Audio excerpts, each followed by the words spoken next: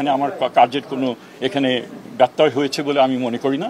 আপনাদেরকে আমি ঘটনা পরম্পরায় আপনাদেরকে জানালাম, আপনারা সেটা বিবেচনা করবেন, সেটা ঠিক কি বেঠিক আমার মনে হয় না। আর যদি আমার তো নিয়োগকর্তাও রয়েছেন, তারাও যদি এখানে মনে করেন যে এখানে ব্যত্যয় ঘটেছিল, তো আমাকে যেতে বললে আমি অবশ্যই চলে যাব। আমার কোনো এখানে আঁকড়ে ধরার, নিজেকে জাস্টিফাই করার কোনো কিছু নয়।